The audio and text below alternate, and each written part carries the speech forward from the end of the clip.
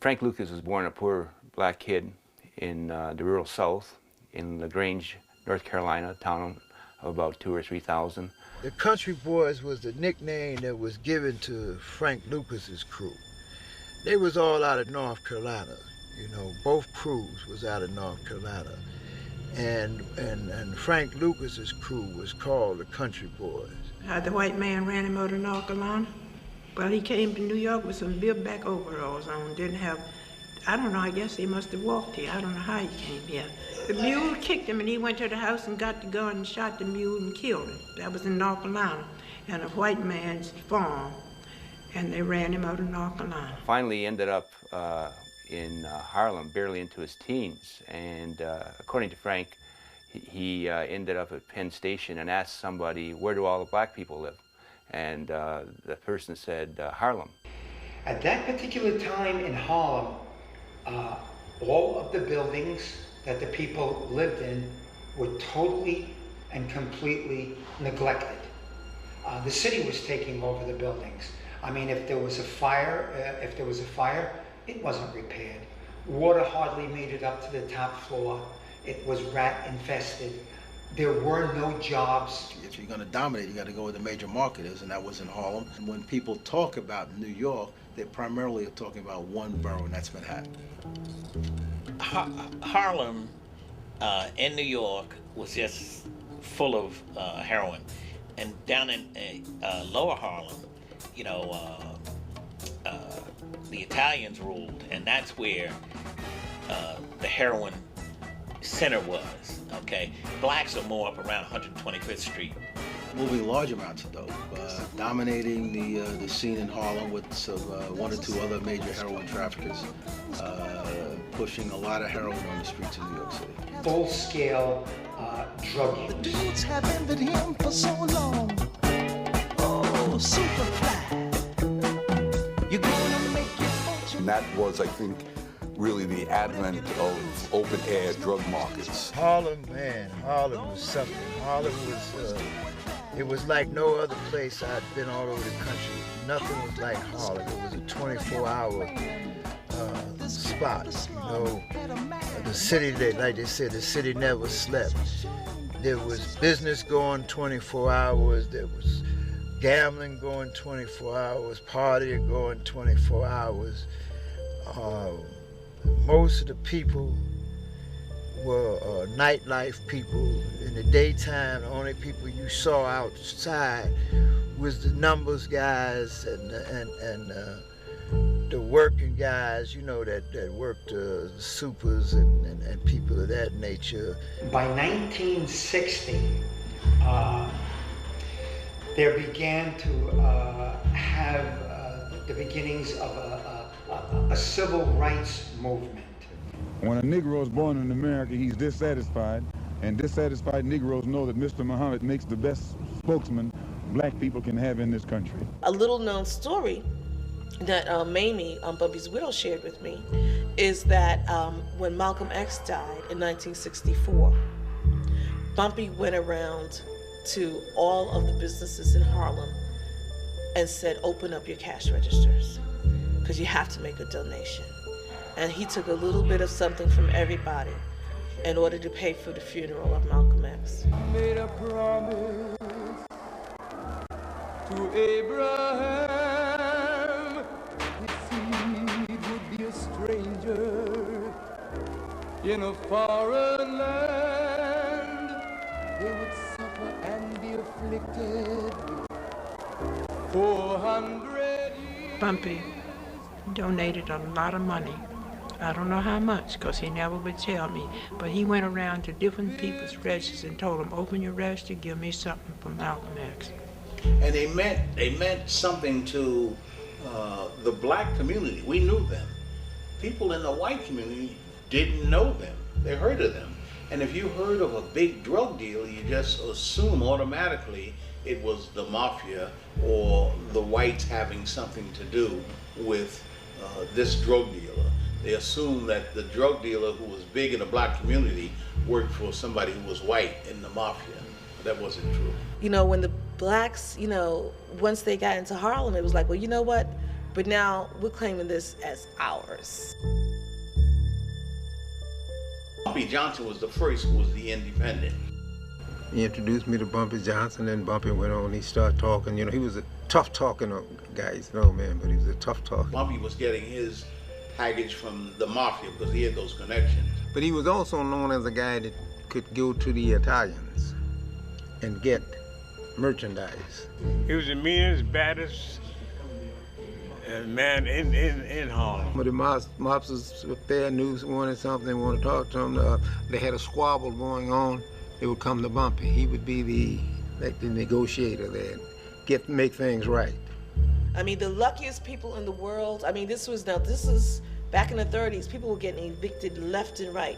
If you were lucky enough to be getting evicted at a time that Bumpy Johnson was strolling by, you were in luck, because he never walked by and let the marshals just put your furniture out on the sidewalk.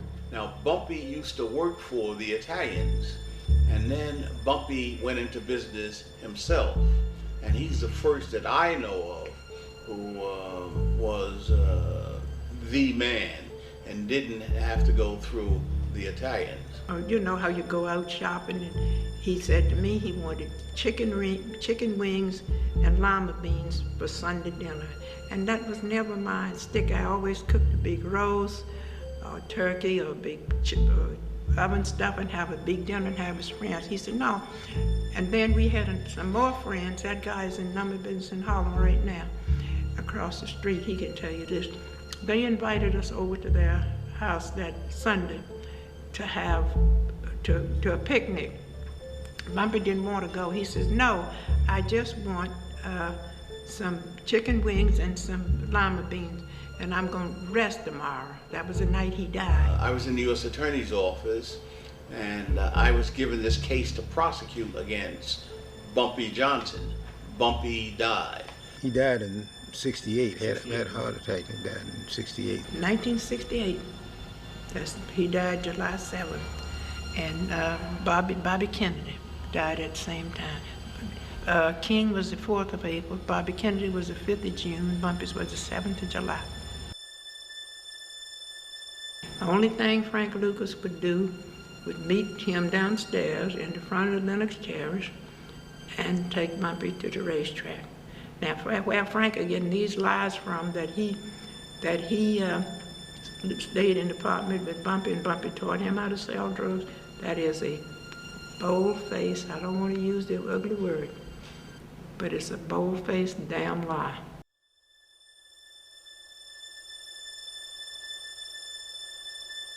There always was hope.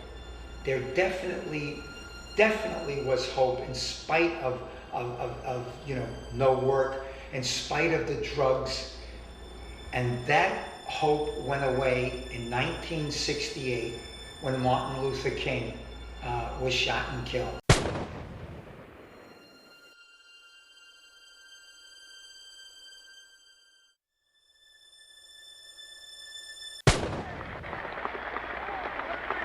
When we allow freedom ring, when we let it ring from every village and every hamlet, from every state and every city, we will be able to speed up that day when all of God's children, black men and white men, Jews and Gentiles, Protestants and Catholics, will be able to join hands and sing in the words of the old Negro spiritual, free at last, free at last. Thank God Almighty, we are free at last. But you know, we had to have a hero. We didn't have heroes at that time. In my era, Jackie Robinson was my hero. You could meet anybody up, Juba Dundee, Ali. Muhammad Ali was a hero because he stood up to the man. You know, he said, I'm not going to Vietnam. And then they put him in jail, but now they glorify him. He is a hero. They treated us very shabbily in those days, and not so well during these days. I'm not labeling them criminals, but it was, Bumpy Johnson, and it was Dinky Bonds, and it was later Matthews. And these people became heroes These people, they openly defied the system. A system that wasn't working, by the way. Very, very difficult for a black man to achieve anything in a white society. I guess people came from different neighborhoods. They came from North Carolina, the migration of a lot of African-American families in the 40s and the 30s and the 50s to New York City to get dominant in a certain industry and a trade, and the drug traffickers did the same thing. Tonight, our reporter Brian Ross has found that the familiar organized mob, or mafia, now has some competition, particularly in the business of smuggling and selling hard drugs. Competitors who use their own methods to bring their merchandise into this country. There was said to be over 250,000 known heroin addicts and as much as a million heroin addicts that wasn't known. Okay, so that made a lot of traffic. And there could be 10 crews on one block, and all 10 crews would make money. Only a few of them, their names got out, like Nicky Barnes and Frank Lucas to a lesser extent, Robert Stepney to a lesser extent. Nicky Barnes was the most prolific, well-known, major black heroin dealer in Harlem, name-wise. Frank Lucas was probably his equal or below in the heroin trade. They talk about the country boys, they speak about Frank Lucas. Everybody knew who Frank was. Frank would, he'd park his Cadillac in the street, but he'd give a couple of kids $5 a piece. No money, chump change to him. It was getting heroin that was between 82 and 90-some% pure, which you could step on all day and still, you know, it would be real good and make a lot of money. And so that's what they was doing. They cut the middleman out. Frank Lucas cut the middleman out by bringing it in from Burma. Now they don't have to go through the Guineas, they don't have to go through the Chinese. You know, they direct, and they was making money, and they was doing a lot of business. The Italians really controlled it in the 60s and late 60s and the early 70s because they had the direct connection with France, with the Marseille heroin labs. And the French would smuggle it into New York or through Canada, Montreal, with the organized crime from Montreal down into New York. And the Italians, mostly from Little Italy, but predominantly from Pleasant Avenue, which is in East Harlem. But there was an Italian stronghold there. And many of those, they controlled the distribution to the blacks and to the Spanish in Harlem out of the Bronx and Pleasant Avenue, Manhattan. When the poppy fields in Turkey got decimated because of President Nixon cracked down on or convinced the government of Turkey to get rid of the poppy fields, that started probably the decline of the Italian stronghold on the distribution of heroin. In the early 70s, heroin addiction was declining in the United States. The number of addicts reached an estimated low of 570,000 in 1973. Now the number is back up to 720,000. There are fears it may soon climb to 1 million. Helping feed the increase is a resurgence of opium farming in Turkey. Like Frank Lucas, he was dealing with a homeboy, his Sarge, who was stationed over there in Bangkok. We used to call him the Fat Man. Leslie Atkinson was, in my opinion, the most important Asian drug trafficker in terms of supply of Asian heroin to the United States in that era, for certain. The North Carolina mob is run by men who know a lot about the military. 10 of the top men in this organization are former sergeants in the Army or the Air Force. Federal authorities identify this man as the head of the North Carolina mob. Leslie Ike Atkinson, Goldsboro, North Carolina, former Master Sergeant, United States Army. There was a transformation from the French Connection to Middle East and even Southeastern Asian heroin at that point in time. And there was a lot of scurrying around for new sources of supply.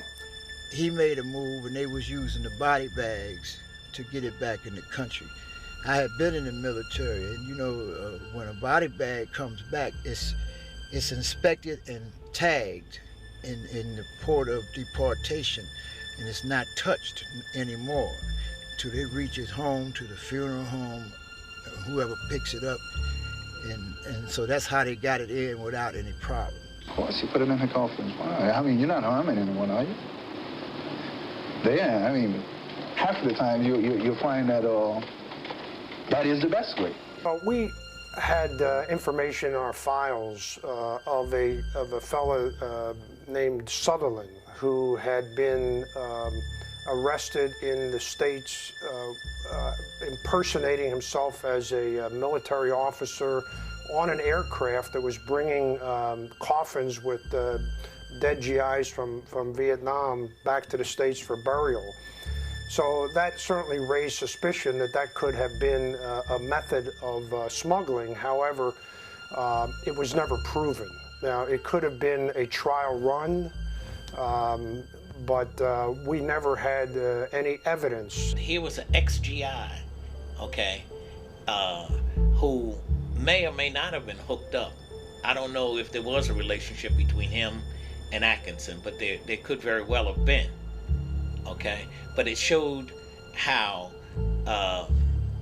Black Americans were getting to be major players in the heroin business from their service in Vietnam.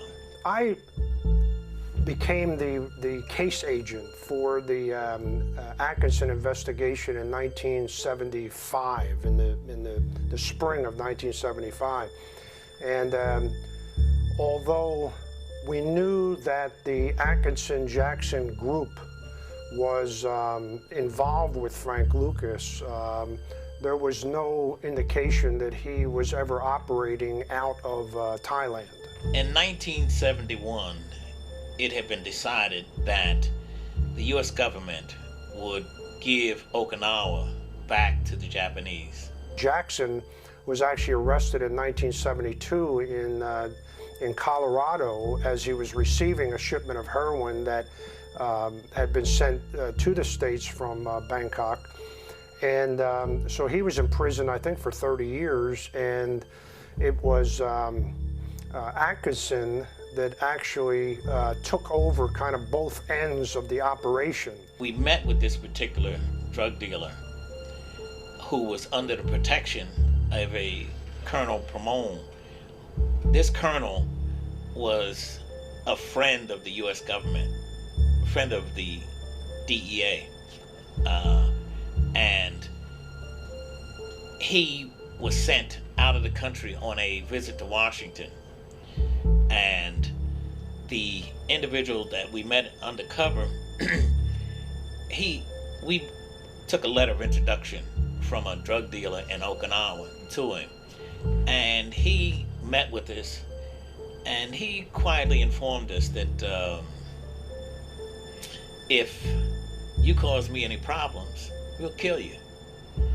I recruited a team of Thai citizens to act as surveillance of the group, the members of the group that we were aware of, to kind of understand their method of operation. Last year, Martin Pera directed the federal government's investigation of the North Carolina mob.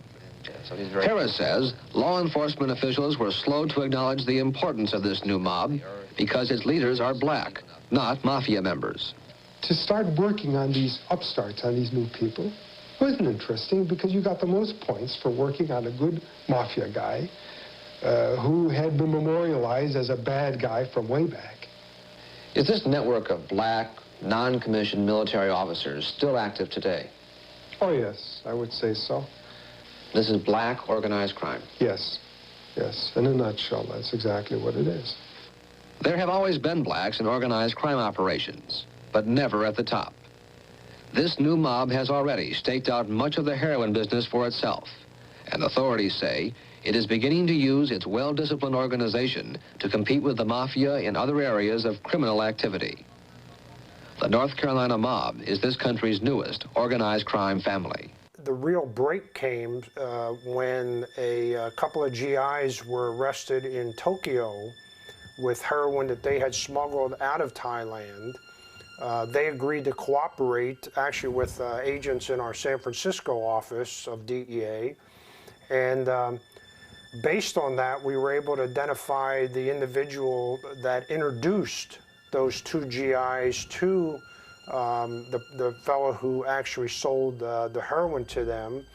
And we were able to gain the cooperation of that individual who had made the introduction, and he introduced a DEA undercover agent to this source of supply, who turned out to be the source of supply for the Atkinson group. Atkinson is now in federal prison, but authorities believe he still runs the North Carolina mob. Again, it's my understanding that Herman Jackson and Leslie Atkinson started the operation, and I'm not familiar with any role that Frank Lucas played in those early days, although again, it's certainly possible. Frank Lucas and Ike Atkinson. Ike had the connection over in the Golden Triangle because he was a soldier over there. He was related somehow to Frank Lucas, I think by marriage. And now Frank can get his drugs from Ike at dirt costs. And if it's say it was $2,000 in say Thailand, another $8,000 per kilo for transportation, and you don't bring back 1 kilo, you might as well bring back 20, 30 kilos. Much cheaper. According to what I understand, he was a major distributor of heroin in the New York City area, but did not play a big role, at least in the period of time when I was investigating that group in Thailand. And then what they would do, they wouldn't sell a kilo to somebody else. They would take that 1 kilo, as I said before, instead of having 1 kilo at 90%, you'll have 30 kilos at 3%. And if you put $300,000 per kilo times 30, more money than you could count. Listen to me very carefully so you have a crystal clear understanding of how things was. It was a time when Harlem was narcotic central for the eastern seaboard, from Maine to Miami and everything east of the Mississippi River. If a motherfucker wanted some heroin, he had to come to Harlem. Boston, Detroit, Chicago, Cincinnati, Cleveland, Memphis, Tennessee, Nashville, Atlanta, Delaware, Newark, Atlantic City, Savannah, Miami, Jacksonville, they all had to come to New York because New York City was narcotic central. And narcotic central in New York City was Harlem, New York.